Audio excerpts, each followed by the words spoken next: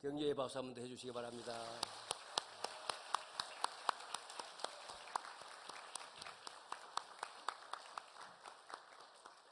네, 5월은 가정의 달이죠. 어린이 주일, 또 다음 주일은 어버이 주일. 우리 하나님께서 주신 가정의 의미를 새겨보는 그런 달입니다. 가정을 주신 하나님 얼마나 감사합니까? 부모님이 계시기 때문에 여러분이 있고, 또 여러분이 있기 때문에 자녀들이 있고, 다음 세대가 이어져 가지 않습니까? 이 가정이 하나님의 뜻에 따라서 잘 세워지고 또 이어져 가도록 우리 모두에게 책임이 있는데, 그 책임을 새롭게 하는 은혜가 이 5월의 달에 있기를 바랍니다. 부부가 같이 산다는 것 감사하지 않습니까? 남편은 아내에게, 아내는 남편에게 이 부족한 나로 인해서 삶이 완성되지 못할 텐데도 존중하고 의지하며 도와가며 같이 산다는 것, 배우자를 바라보면 고맙지 않습니까? 상대가 고마워해야 됩니까? 그리고 부족한 부모의 가르침을 따라 청출어남, 부모보다 더 반듯하게 잘 자라는 자녀들을 보면 고맙지 않습니까? 또 자녀들은 나를 이렇게 사회의 의젓한 구성원으로 키워주신 부모님, 부족함이야 당연히 있겠지만 그 부모님의 은혜가 얼마나 고맙습니까? 가정에 따르는 그런 감사를 주고받는 그런 교제가 가족 가운데 있으면 좋겠습니다. 지금 한번 해보실까요? 가족이 함께 가까이 앉았으면 참 좋을 텐데, 남편은 아내에게, 아내는 남편에게 당신이 있어 주어서 고마워요. 자녀는 어머니 아버지에게 이처럼 저를 키워주셔서 감사합니다. 또 부모는 자녀에게 내가 부족함이 많은데 이렇게 의젓하게 커주어서 고마워.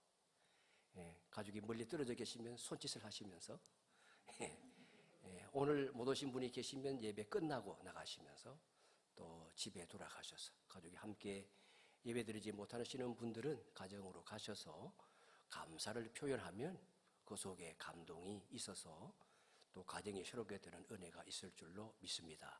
이 시간 가족이든 아니든 감사합니다. 앞뒤 좌우로 인사하겠습니다. 감사합니다. 자녀들은 아버지 어머니의 손을 한번 꼭 잡아주시면서 진심으로 감사를 표현하셔야 돼요. 기도하겠습니다. 하나님 아버지, 가정의 달, 또 특별히 오늘은 어린이 주일을 맞이하여 하나님께서 우리에게 허락하신 가정의 소중함을 다시 한번 되새기게 하시고, 또 자녀들이 얼마나 소중한 존재인지를 배울 수 있는 깨달음의 시간을 주시니 감사합니다. 성령을 통하여 우리 마음에 감화 감동하셔서 온전한 가정을 이루어가는 일에 새로운 결단과 각오가 일어날 수 있도록 이 시간 우리에게 말씀하여 주옵소서. 예수님의 이름으로 기도하옵나이다. 아멘. 네, 여러분, 오늘 우리가 읽은 말씀 신약 성경에서 가장 유명한 장면 중에 하나입니다. 많은 여인들이 자기 아이들을 데리고 예수님에게 와서 만져주기를 원했어요. 구약시대 유대인들은 그런 전통이 있었어요. 랍비들, 존경받는 선생님들, 그리고 제사장들에게 아이들을 데리고 와서 복을 빌어주기를 바라는 그런 문화 전통이 있었습니다. 그런데 제자들은 그렇게 나온 여인들을 꾸짖었습니다. 내쫓으려고 했죠. 그와 달리 예수님께서는 어머니들을 뿌리친 제자들과 달리 불러서 가까이 하시고, 그리고 그 아이를 몇 명인지는 모르지만은 한 손에 안고 품으시고 또 한 손으로 머리에 손을 얹고 안수하며 축복을 했습니다. 우리가 이런 장면을 보면 하나님께서 어린아이들을 어떻게 대하시는지 알 수가 있어요. 얼마나 소중하게 여기시는가. 그리고 우리 역시 아이들을, 우리 자녀들을 얼마나 소중하게 대해야 할 것인지를 배우게 됩니다. 먼저 아이들을 소중하게 여기시는 예수님의 모습을 한번 살펴봅니다.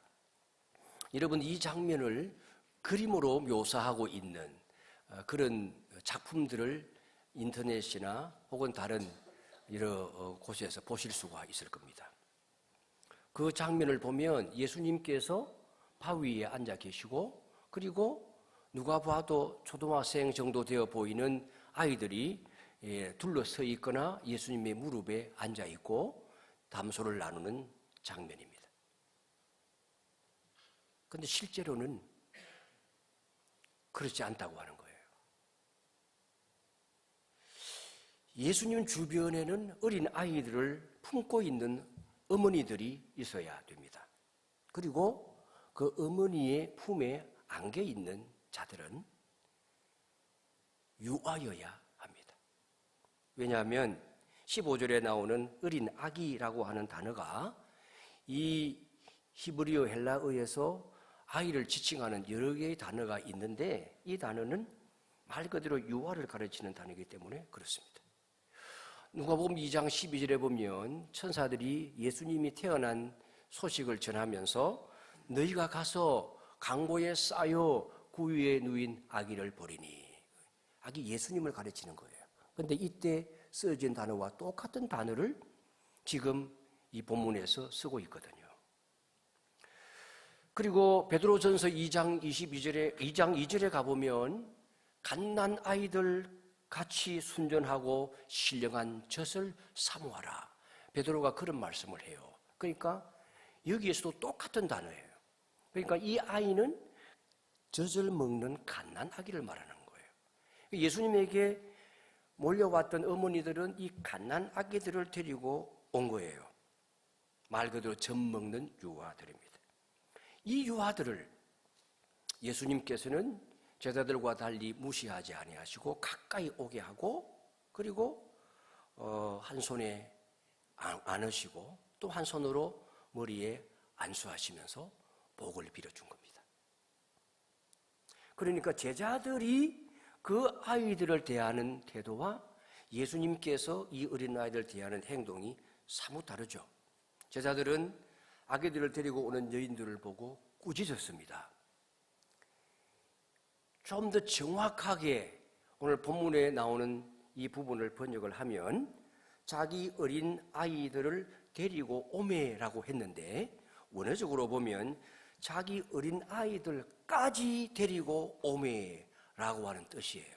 그러니까 제자들의 입장에서는 어른들이 예수님 앞에 나오는 것은 이해가 된다는 거예요.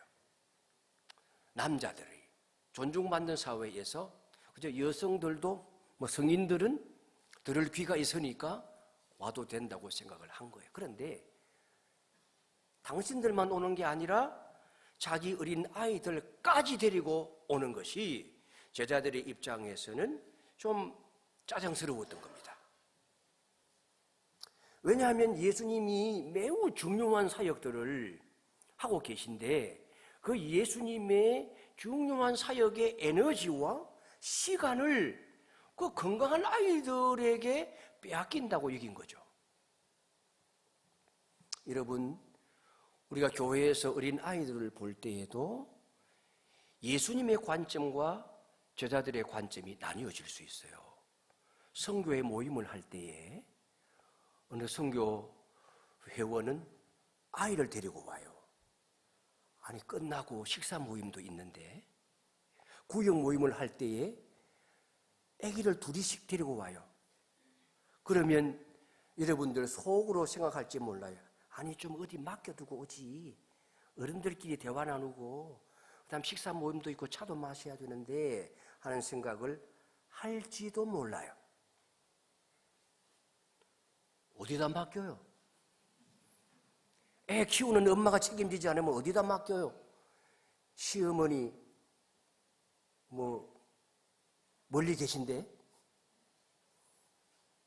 친정 어머니 안 계신데? 어디다 맡겨요? 그런데 그런 생각을 할 수도 있어요. 제자들과 같은 방식으로 우리가 다른 성도의 아이들을 대할 수 있어요. 여러분, 제자들이 왜 꾸짖었을까요? 이유가 있을 것 아니겠어요? 여러분, 유대인의 전통으로는 아이를 이렇게 하대하면 안 되는 거예요. 구약에서부터 가르친 바대로 산다면 지금 제자들의 태도는 몹시 잘못된 거예요. 성경적 관점에서 어린아이를 대하는 것이 아니에요. 유대인들은 전통적으로 어른만 아니라 아이를 존중하는 사상이 있었어요.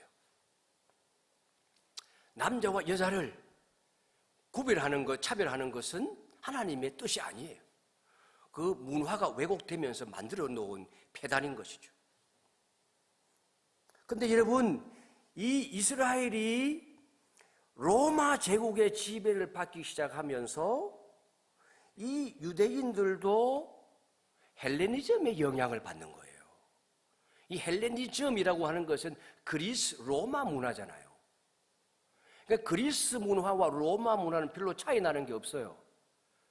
로마가 그리스 사회를 정복을 하면서 사실은 그리스의 철학, 사상, 문화를 거의 다 받아들여서 복사한 거예요. 거기에다가 로마 사람들이 조금 변형을 하거나 바꾸었을 뿐이에요. 그리스 신화도 로마 신화하고 똑같은 거예요. 신화의 인물들의 이름만 바꾼 거잖아요. 그러니까 그리스 로마 문화라고 하면 그냥 같은 거로 보면 돼요. 그걸 헬레니즘 문화라고 그러죠.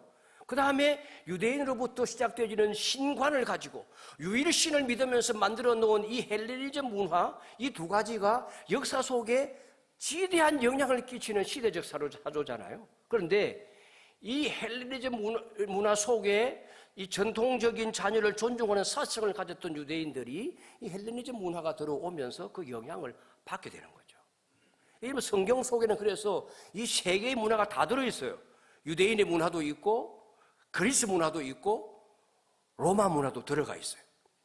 이 속에서 하나님의 뜻을 잘 구별해내는 능력이 필요해요.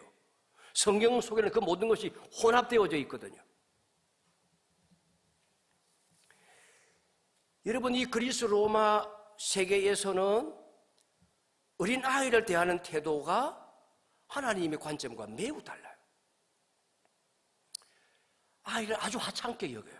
더더군다나 지금 이 예수님 앞에 데리고 온 이 갓난 아이들, 소위 말하는 유아들에 대하여는 아주 더 하찮게 여겼어요. 그 원인이 뭘까요? 아주 세속적인 문화예요. 어린아이가 태어나면 옛날에는 많이 죽었어요. 유아 사망률이 높았단 말이죠. 그러니까 얘가 살아남을 가능성이 있기 전까지는 인간으로 취급을 안 하는 거예요.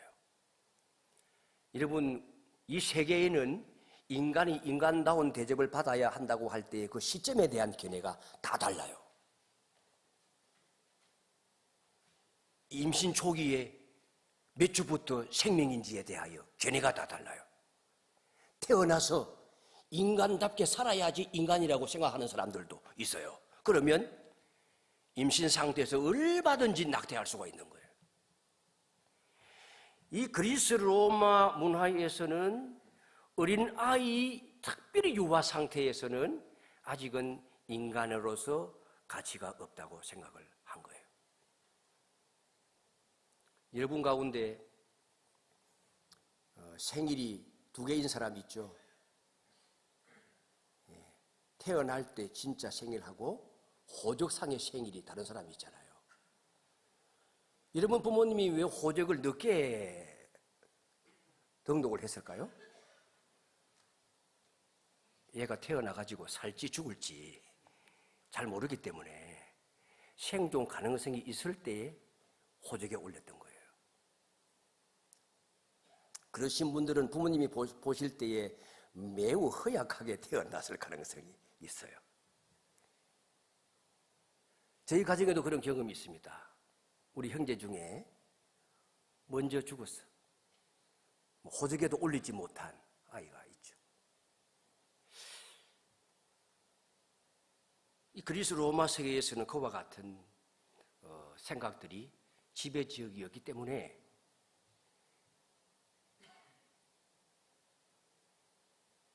유아 상태에는 아주 인간 취급을 안 했습니다. 두 번째로 이 그리스 로마 사람들은 인간을 평가할 때에 왜 인간이 인간이냐라고 하면 그 속에 이성이 있기 때문에 인간답다고 여겼어요. 그런데 유아나 어린 아이들은 이성이 성인에 비하여 매우 미발달되었다고 본 거예요.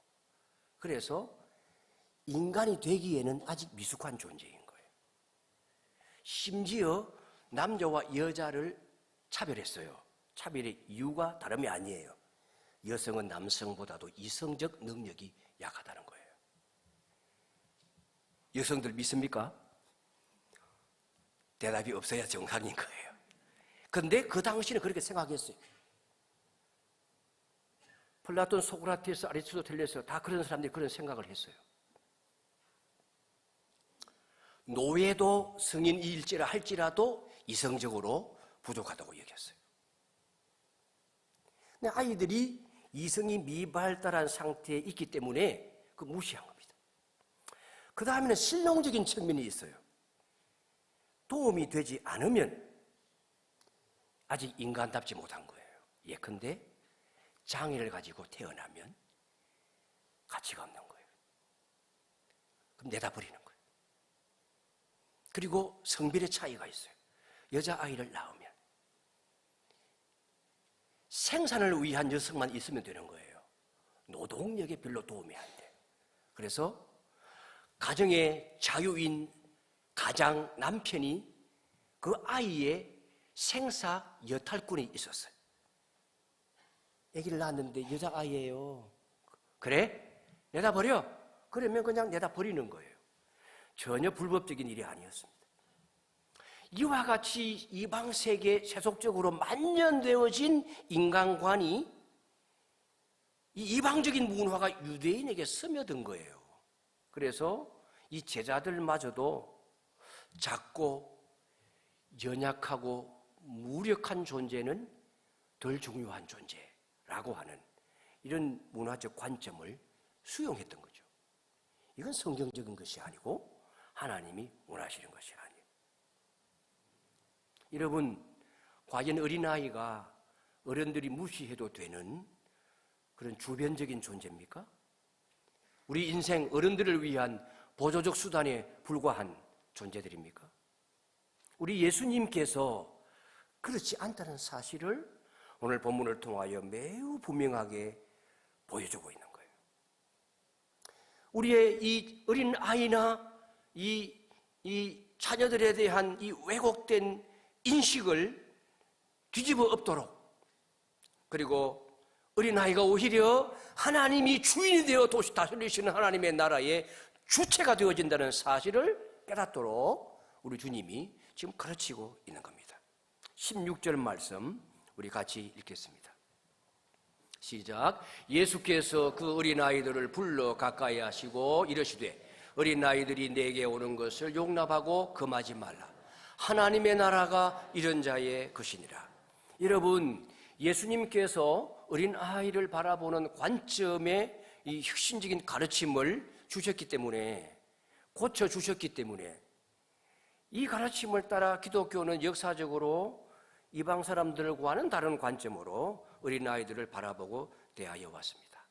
교회 초기에 특별히 300여 년 정도 흘렀던 시절에 많은 기근으로 말미암아 많은 역병으로 말미암아 사람들이 죽어갈 때에 기독교인들은 그렇게 버려지는 아이들을 다 데리고 와서 기독교인 가정에서 키우고 양육하여 건강한 사회 구성원으로 살아가도록 기여했기 때문에 기독교인의 가정이 마치 어린 아이들을 돌보는 고아원과 복지원 같은 그런 역할을 했던 것입니다. 제자들은 아직 이런 관점을 완전히 이해하지 못하고 있어요. 예수님이 지금 얼마나 선한 사역을 하고 계신데 이 예수님의 에너지와 시간을 이 하찮고 연약한 아이들에게 소모해야 되겠느냐? 지금 제자들은 이런 관점을 가지고 있지 않습니까? 예수님께서 지금 성인들을 대상으로 알아들을 만한 설교를 하시고 가르치시고 병자들을 고쳐주고 계시고 죽은 자를 살리고 계시기만 해도 이 일에도 바쁜데, 그러면 너네들 아이들, 아프지도 않은 건강한 아이들을 데리고 와서 거기에 신경을 쓰게끔 하느냐? 제자들의 관점은 그거잖아요. 그래서 예수님께서 그렇게 말하는 제자들을 꾸짖으십니다. 여러분, 예수님께서 이 제자들을 꾸짖는 꾸짖음은 그냥 예사로운 꾸짖음이 아니에요. 가벼운 것이 아니에요. 여러분, 이 기사가 마태복음, 마가복음, 누가복음에 다 들어있는데 우리가 비교하며 살펴봐야 돼요. 마가복음 10장 14절에 보면 이런 예수님의 꾸짖음을 뭐라고 표현하는가? 노하시어 이르시되라고 했어요. 여기 노했다고 하는 표현은 분개했다는 뜻이에요. 격분한 거예요. 어찌 그럴 수가 있느냐? 여러분, 예수님께서 왜 격분하셨을까요? 예수님의 관점에는, 즉 우리 하나님의 관점에는 어른이나 아이나 그 영혼의 무게가 똑같은 거예요. 모든 사람을 소중하게 보십니다. 나이에 구별하지 아니하시고 지위에 성별에 구별하지 아니하시고 우리의 신장이나 재력이나 학력이나 능력에 구별 없이 모든 사람을 소중하게 보신다고 하는 사실이에요. 그렇기 때문에 예수님은 어린아이들을 뿌리치지 아니하시고 품으시고 서로는 안수하시고 복을 빌어주신 것입니다. 여러분, 예수님께서 그 앞에 데리고 온 어린아이들을 대하시는 모습, 마가복음을 보면 좀 더 자세하게 설명하고 있어요. 마가복음 10장 16절에 보시면 그 어린아이들을 안고 한 손에 안았습니다. 그리고 그들 위에 다른 손으로 안수하시고 축복하셨다 말씀합니다. 제자들이 이 어린아이를 바라보았던 관점과 얼마나 다릅니까?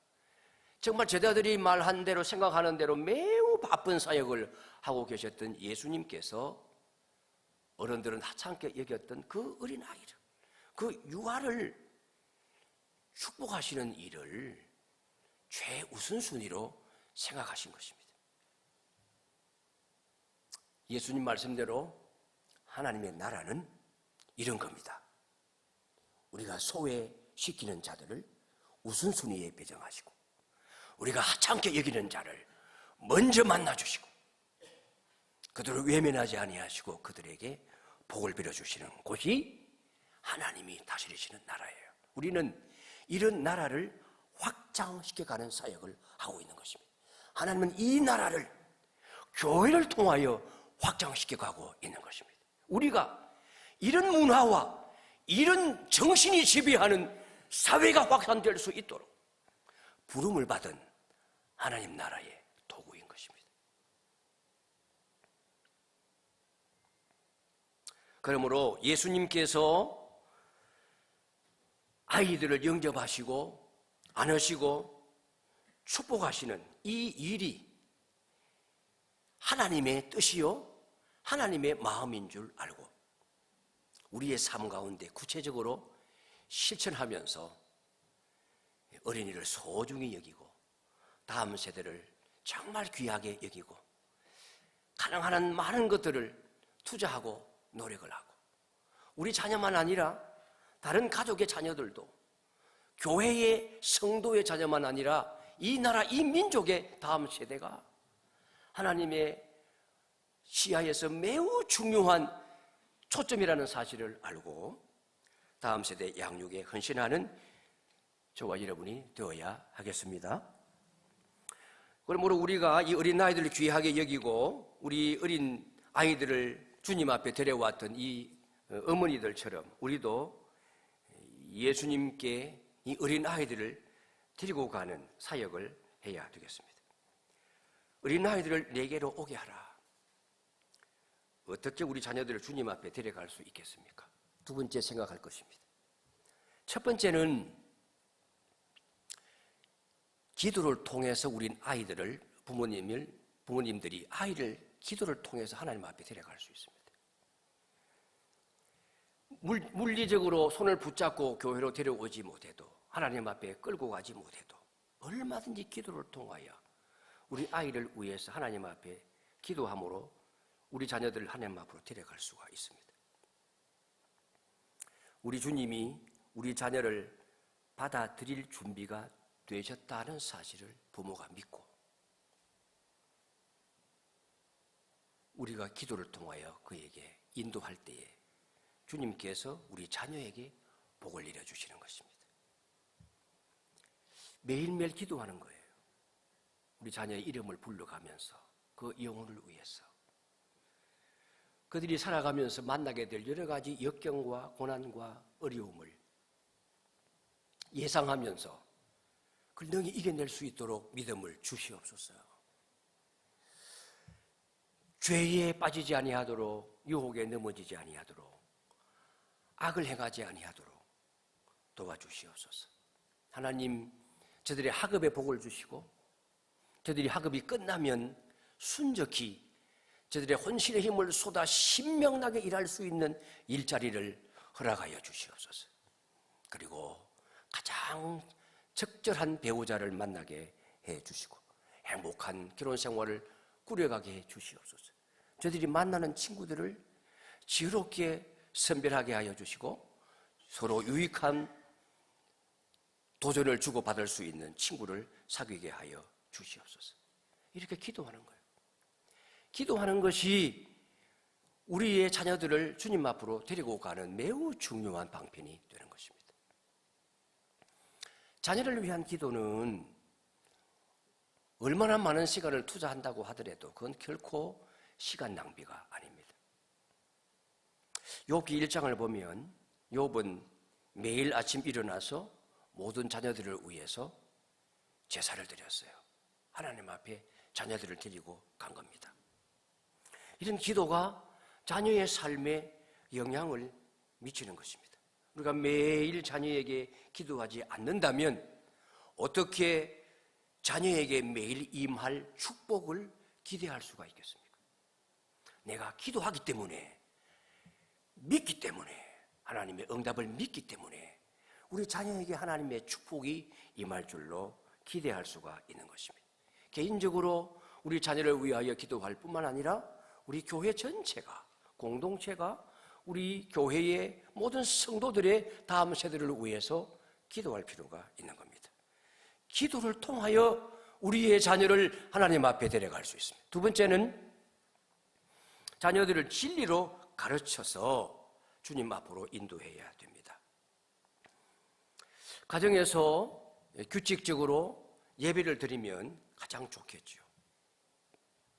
그게 되지 않는다면 교회가 실시하는 1년 1독 성경 읽기 프로그램을 온 가족이 함께 할 수 있도록 독려하는 것도 좋은 것입니다. 그리고 부모님이 매일 새벽에 기도하면서 말씀을 묵상하고 기도하는 모범을 보여준다든가, 그렇지 못하면 가정에서 가장 편리한 시간에 하나님의 말씀을 읽고 묵상하고 기도하는 큐티를 통해서 모범을 보일 수 있고, 자녀들에게도 말씀과 동행할 수 있도록 기도의 사람이 되도록 큐티를 가르칠 필요가 있어요.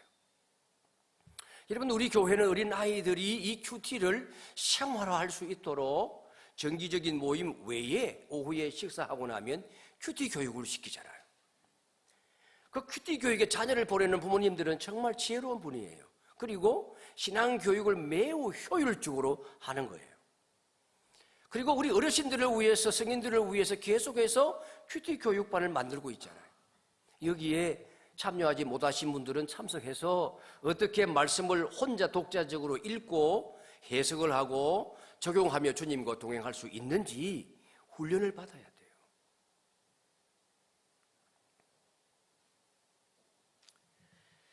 세 번째는 공적 예배에 참여하게 하는 것이 우리 자녀들을 하나님 앞으로 인도하는 매우 핵심적인 활동입니다. 교회 공동체가 하고 있는 매우 중요한 요소 가운데 하나가 예배인데, 우리 성도님들이 이 예배를 통해서 수평적으로 성도들과 만나는 교제가 있잖아요. 이건 만남이에요. 그런데 그보다도 중요한 것은 하나님과 만나는 영적인 교제가 예배 속에 이루어지는 겁니다. 여러분, 이 예배에서 일어나는 일은 신비로운 거예요. 우리가 수량적으로 평가할 수 없는 영적인 은혜가 우리에게 전인적으로 임하는 거예요. 이걸 믿으셔야 돼요. 하나님께서 말씀과 성령으로 우리를 만나주십니다. 예배 가운데서 기도하며 찬송하며 하나님의 말씀을 들을 때에 그러한 성령께서 이곳에 오셔서 예배를 통하여 우리와 함께 하여 주시고 이곳에 임재하여 주시고 함께 하실 뿐만 아니라 우리 안으로 들어오셔서 우리와 교제하시는 거예요. 여러분, 이것이 예배가 가지고 있는 가장 큰 복이에요. 여기에서 온갖 영육의 복이 우리에게 흘러 들어오는 거예요. 따라서 우리가 우리의 어린 자녀들을 주님께 인도하는 방법 중에 가장 중요한 것은 예배를 통해서 하나님의 임재를 경험하게 하는 것입니다. 물론 어린아이들을 교회로 데리고 오는 것은 쉽지 않죠. 다 큰 아이들을 교회로 인도하는 일 매우 어렵습니다. 뿐만 아니라 이 갓난 아이들을 키우는 부모님도 어쩌면 그보다 더 힘들어요. 젖 먹이는 아이 하나, 이제 아장아장 걷는 아이 하나 데리고 교회 오려고 하면 그 유아용품들을 등에 짊어지고 그렇게 데리고 와야 돼요. 그런 부모님이 교회에 왔다가 집으로 돌아가면 몸은 파김치가 된 피로감을 느끼게 될 거예요. 남편이 교회에 함께 나오지 아니하는 어머니라고 한다면 그것이 어쩌면 고문처럼 느껴질지도 몰라요. 어떤 때는 우울감에 빠질 수도 있고 아무도 도와주지 않는 것 같으면 교회가 왠지 나와 같은 상황 가운데 있는 이 육아에 시달리는 어머니를 배려하는 시스템이 아니고 도움의 일이 없는 상황이라고 하면 낙담하는 마음이 생길지도 몰라요.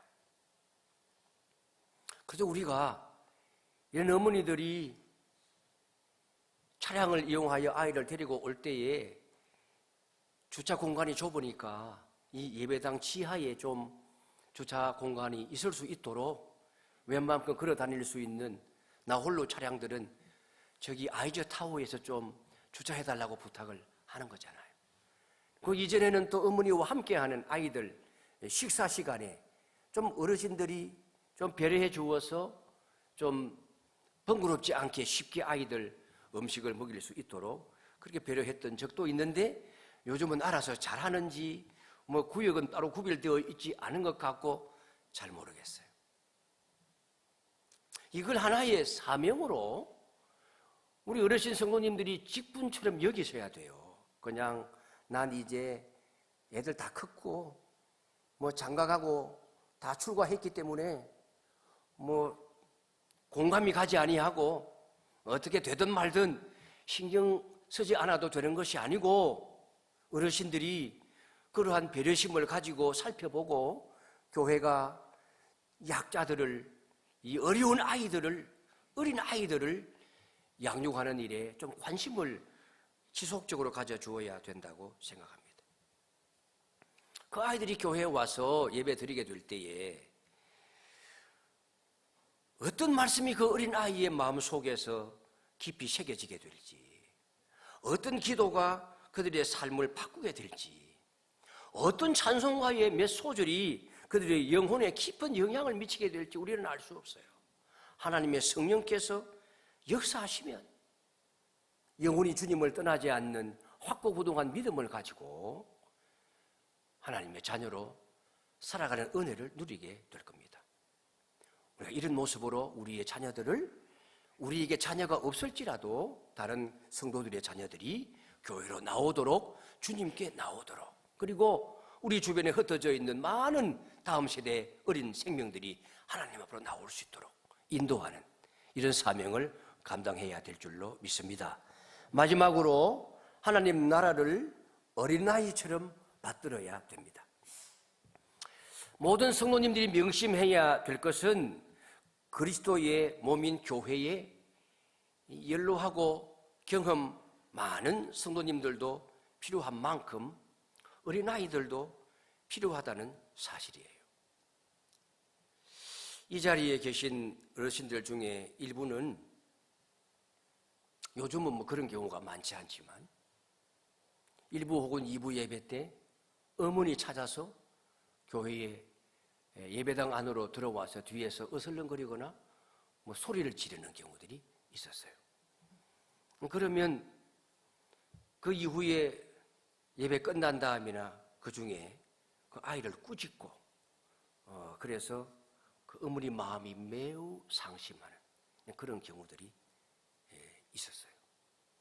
그런데 그 아이의 경우에는 정서적으로 불안정한 여전히 어린 아이 상태에 있는 몸은 큰데 그런 아이예요. 그런데 여러분이 개인적으로 만난 적이 없기 때문에 그냥 알만한 애가 예배 시간에 방해를 하는구나 그래 생각하고 개인적으로 찾아가서 또 그렇게 꾸짖는 분들이 계시다는 거예요.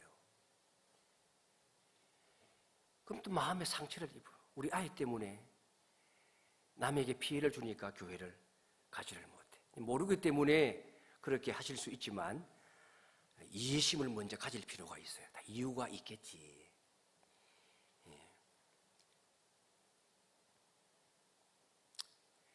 여러분, 예배당 안에서 때때로 약간의 소음이 일어나는 것도 나쁘지는 않아요.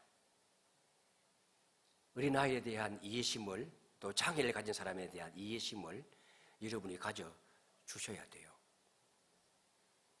최근에는 어르신들 중에 스마트폰을 소리를 끄지 않아가지고 예배 시간에 전화벨 소리가 울리고 심지어는 통화를 하는 분들이 계시다고 해서 주보에 좀 광고를 내달라고 그래서 지금 뭘 세워놓아서 보고 좀 주의해달라는 것까지 지금 하고 있는 상황이에요. 오히려 그런 게 더 방해가 될 때도 있어요. 근데 어르신들은 자기 지금 스마트폰이 벨이 울리는지를 몰라요. 다른 데 쳐다보고 있어. 끄는데 시간이 한참 걸려. 자기 스마트폰이 울리는 줄 모르고 있는 거예요. 이해가 돼요. 그건 나이가 덜니까 그렇게 그것도 이해해야 되는 거예요. 근데 예배 시간에 통화하는 건 그건 좀 아니지 않나 하는 생각이 들어요. 예배 시간에 문자하는 분들이 계세요. 예배 시간에 문자하는 것을 예배 중에 문자를 받는 분이 계세요. 그럼 이 안에서 소통이 되고 있는 중이잖아요. 좀 이해가 안 돼요.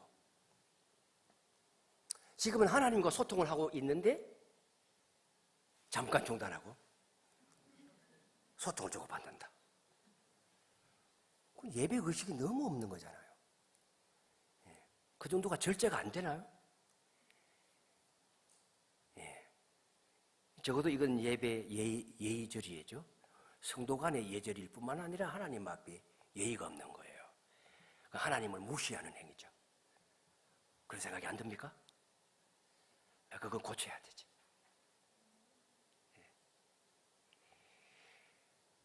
어린아이들의 울음소리가 없는 교회는 죽어가는 것입니다. 늘 말씀드리지만 어르신들이 어린아이에 대하여는 무한 너그러움을 가져야 돼요. 제가 예의 없는 자들을 그대로 내버려 두라는 것이 아니에요.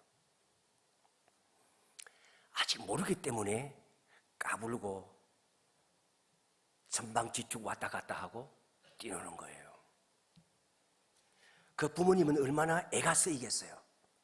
예배 드리고 있는데 아이가 여기 왔다 갔다 하는 모습을 보면 얼마나 가슴이 콩당콩당 뛰고 통제를 했는데도 왔다 갔다 하는 아이가 있으면 얼마나 마음에 애가 쓰이겠어요. 제가 저기 앉아있으면 왔다 갔다 해요. 저를 구경을 해요. 저는 한없이 좋아요. 미소 지으며 바라봐요. 여기가 주님의 품이라고 생각하고 너의 놀이터, 편안한 놀이터가 되는 것에 대하여 우리가 너그러움을 가져야 돼. 내 아이 같으면 또 어떻게 생각하겠어요? 할머니, 할아버지, 내 손자, 손녀 같으면 어떻게 되겠어요? 얼마나 좋겠어요. 살아 역사하는 우리 손자, 원기왕성한 우리 손자 잘도 크는구나. 무럭무럭 자라거라. 여기 여러분 아이들 써서 찬양을 해요. 여기에도 여러분 온갖 역학이 다 움직여요. 쓰는 아이가 있고 못 쓰는 아이가 있어요. 교회는 그 모든 것들을 고려해야 돼요. 어린이들이 등장하게 될 때에 기도를 주로 하게 될 때 제가 관찰해 보니 저는 거기에 관여를 전혀 하지 않는데 제가 보니까 주로 부교육자들의 자녀들이 기도를 해요. 저 혼자 생각을 해요. 그게 좋은 일일까? 우리 부교육자들 잘 생각하세요. 제가 절대 차별하는 건 아니에요. 저희 입장은 부교육자들의 자녀들이 교회에서 모범이 되니까 기도 대표자로 세웠겠죠. 그러나 가능하면 교육자는 생각을 해야 돼요.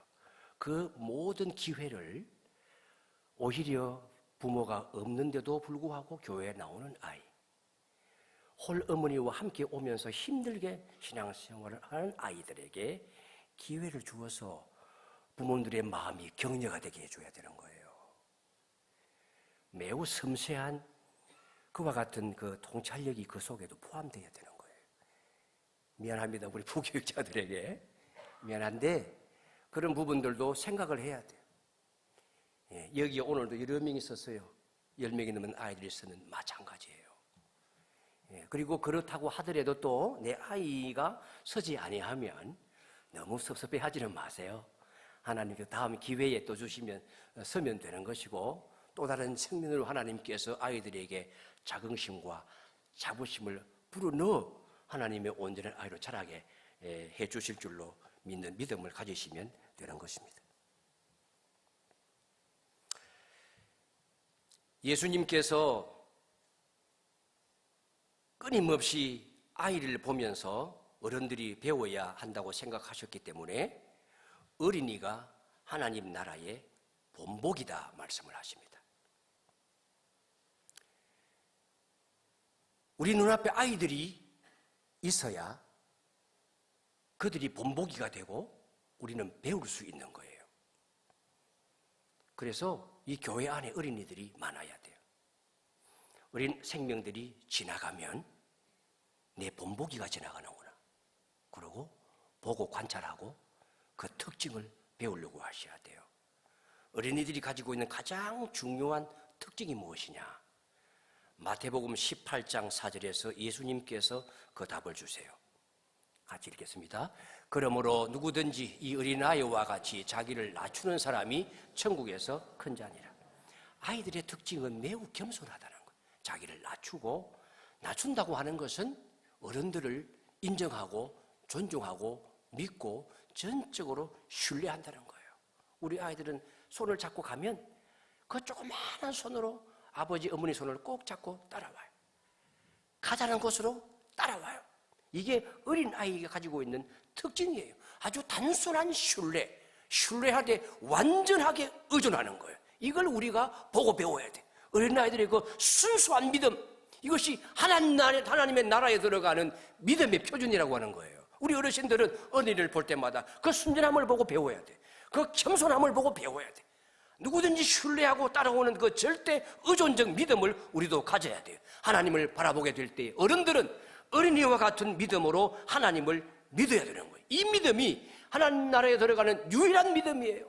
이것저것 따지지 마시고 예수님이 내 죄를 위하여 십자가에 죽으시고 부활하신 구세주라고 하는 사실을 순전하게 믿는 이 믿음만이 하나님의 나라에 들어가는 유일한 길인 줄로 믿으시기 바랍니다.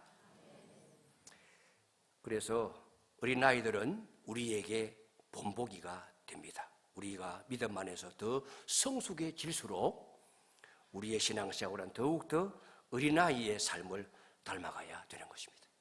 사랑하는 성도 여러분, 우리 주 예수 그리스도께서 어린아이들을 소중하게 여기셨기 때문에 우리도 어린아이들을 소중하게 여기고 우리 교회가 아직은 부족한 것 같아요. 다음 세대를 위해서 더 많이 투자해서 정말 자녀를 양육하는 부모님들이 청수 백석대학교회 하면 자녀 신앙교육은 제대로 책임지는 교회라고 하는 좋은 소문이 나는 교회로 성장해 가야 되겠습니다. 여러분이 교회 신앙생활 하시면서 혹여 주님 앞으로 어린 아이들을 데려오기는커녕 그 길을 가로막는 그와 같은 우를 범해서는 안 되겠습니다. 어린 아이들이 우리의 믿음의 본보기가 된다는 사실을 알고 순수한 믿음으로 하나님 앞에 나아가며 그 믿음으로 우리 아이들과 다음 세대를 더욱더 온전하게 양육해 나가는 책임을 잘 감당하는 교회가 되어지시기를 주님의 이름으로 축원합니다. 우리 함께 우리를 인도하시고 길러주시고 지켜주시는 선한 목자 되시는 주님 찬양하겠습니다.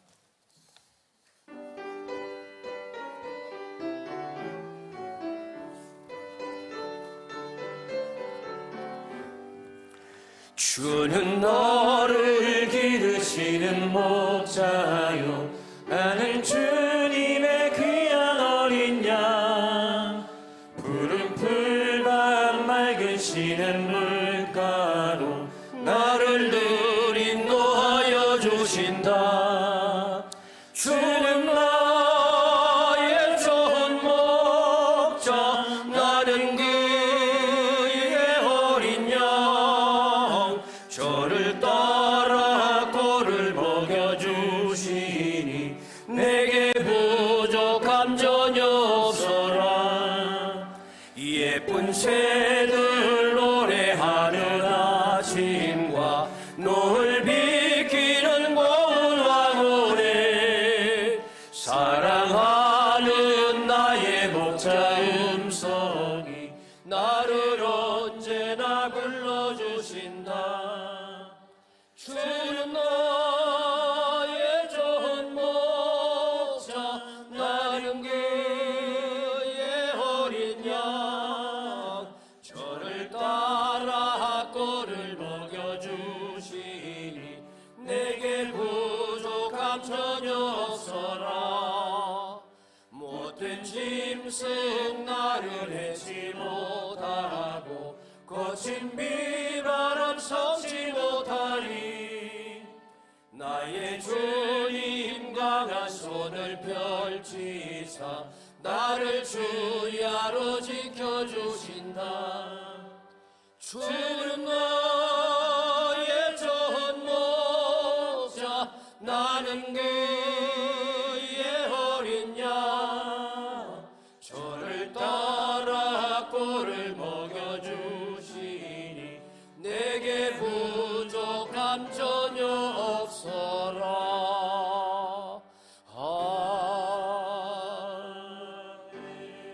여러분, 우리 가정과 자녀를 생각하면 기도해야 되겠다는 마음이 생기지 않습니까? 이 시간 합심하여 기도합시다. 우리 가정 하나님께서 다스리시는 복된 가정이 되게 하여 주시옵소서.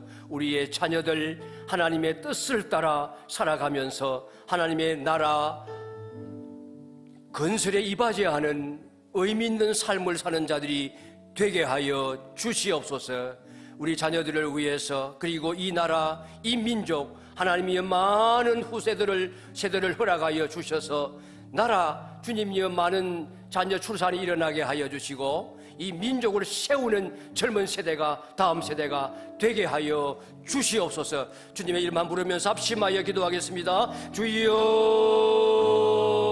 하나님 아버지, 우리에게 가정을 주셔서 감사합니다. 하나님께서 차별 없이 모든 사람을 사랑하시며 유아들과 어린 아이들을 존중하시고 내게 오는 것을 금하지 말라 하신 그 말씀대로 하나님, 우리가 어린 아이들을 더 소중히 여기고 사랑하고 아버지 섬길 수 있게 하여 주시고 저들이 가지고 있는 겸손함과 낮아짐과 절대 의존적인 믿음을 우리도 본받고 주님을 신뢰하며 나가게 하여 주시옵소서. 하나님, 우리에게 주신 자녀들을 주님의 교양과 훈계로 잘 양육하게 하여 주옵소서. 기도로 저들을 하나님 앞으로 인도하게 하소서. 말씀을 가르쳐 주님 앞에 주님의 말씀 따라 살도록 기도하는 책임을 감당하게 하소서. 주여, 우리가 우리 자녀와 함께 예배드릴 수 있도록 이 공예배에서 하나님을 소중하게 여기며 하나님을 만나는 영적인 체험을 할 수 있도록, 그리하여 영원히 주님을 떠나지 아니하는 믿음의 사람으로 양육해 갈 수 있도록 복을 내려 주시옵소서. 우리 교회에 하나님의 다음 세대가 부흥하게 하시옵소서.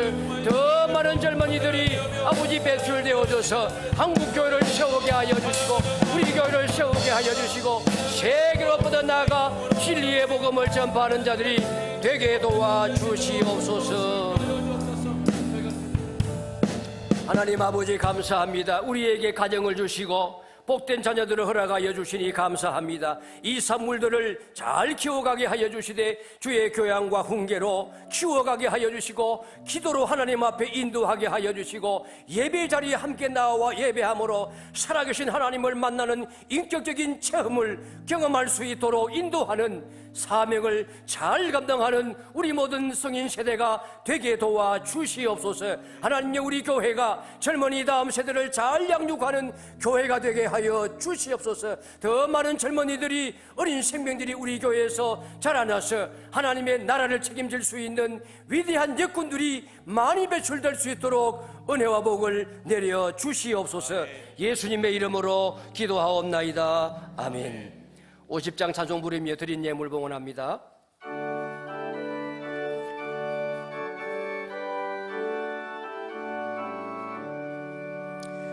내게 있는 모든 것을 아낌없이 드리네. 사랑하고 의지하여 주만 따라 살리나. 주께 드리네, 주께 드리네. 사랑하는 구주 앞에 모두 드리네. 하나님 아버지, 온갖 만물이 생명의 축제를 벌이는 이 싱그러운 5월, 받는 사랑보다 주는 사랑으로 더 행복한 5월을 주신 하나님께 감사와 찬송을 올려드립니다.